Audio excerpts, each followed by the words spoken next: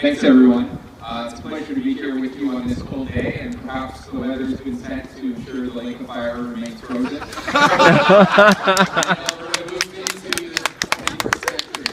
Yeah, fuel up the lake. All joking aside, we're talking about a serious issue here today, and what I wanted to help to contribute, besides supporting the voices of our young people, to really lead the way on this issue because it's directly about them. So talk a little bit about what is a Gay Straight Alliance. Gay Straight Alliances are student-led groups in schools that are facilitated by teachers. Ultimately, they are about empowering student leadership and providing the education for young people to be leaders not only in their schools, but in their families and in their communities. The very first GSA was started in Alberta in Red Deer in 2000. And now, today, in 2014, there are over 40 Gay Straight Alliances in our public schools in Alberta. Sadly, there is not one Gay Straight Alliance in a faith-based or Catholic school in this province. We know that is a problem. The research is very clear on this issue. The Lancet, the world's leading medical authority, talks about a mental health crisis facing our LGBT young people. And when they talk about the supports that are necessary, they mention two important things. First is school-based interventions.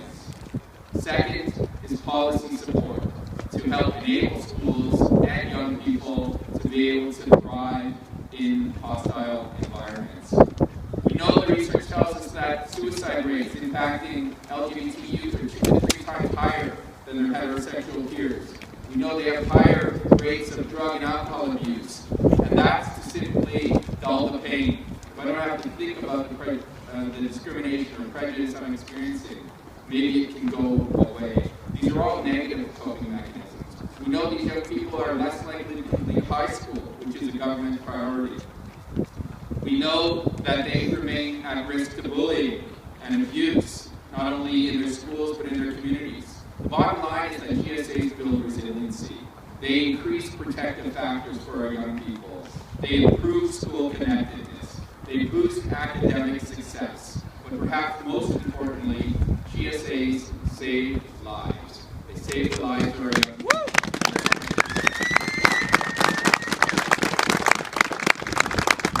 When we have clear evidence that schools and school boards are actively denying students their legal rights to create a Gay Straight Alliance, it is time for the government to act. The government must provide legislation support like Manitoba and Ontario have. We're not the first government in this country to deal with this issue. I certainly hope we will not be the last. Hear, hear. If we want an example about why policy is important, we have no place better to look than here in the city of Edmonton.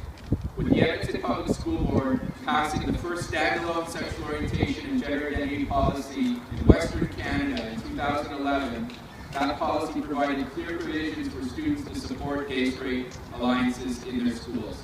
Now, Edmonton Public has Christian-based programming, it has cultural-based programming, and that policy applies to all of those schools. I can tell you, before 2011, Edmonton Public had 4 gay straight alliances. After implementing the policy, they have over 20 gay straight alliances. Clear policy works.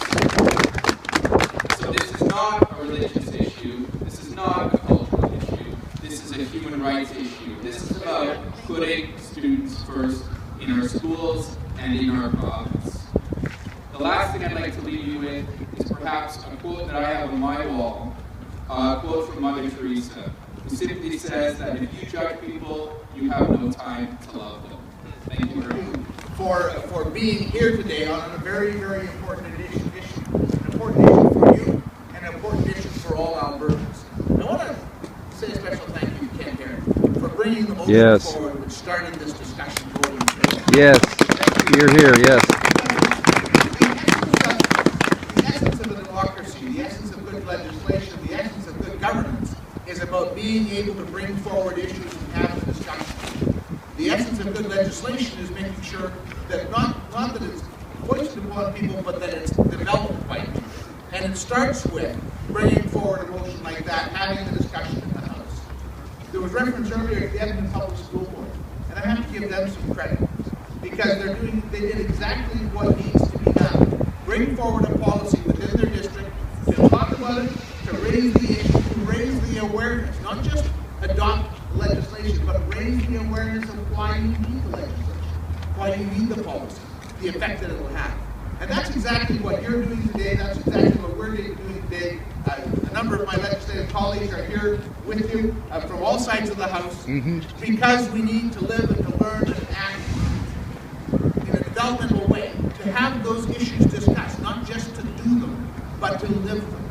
And that's what we need to do. And that's what Ken started with the motion. And I want to say thank you again. What you're doing, by taking it to the next step, by saying it's not good enough, we have to do more, that's a very important step. But it's not simply about saying, okay, we're going to force school boards to do this. It's about school boards understanding why it's so important that they make their schools safe, caring, respectful places. We've legislated that. That's in the Education Act. That's in the School Act. They have an obligation to have safe, caring, respectful environments for students. That means having students live their voice and have their voice in the schools. That's important work. But that's not something you can mandate. That's something which you have to actually let them grow. And so we will be. I can tell you that the Progressive Conservative Caucus is very strongly supportive of gay, straight alliances in schools. We've had discussions. There's no doubt that we believe that students have the right to have their voice heard. They have the right to organize. They have the human rights that are in our Human Rights Act, and nothing takes that away from them. That's important, and we support that.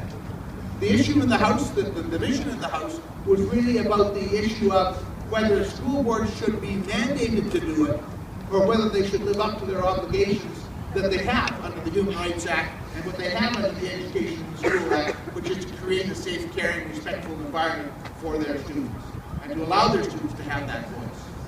This issue will not go away.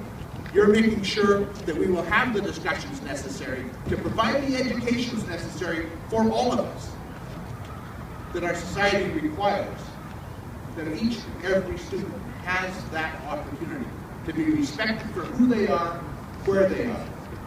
And as long as I'm engaged in the political process, the public policy process, I will be working to ensure that that happens. And my colleagues support me with that.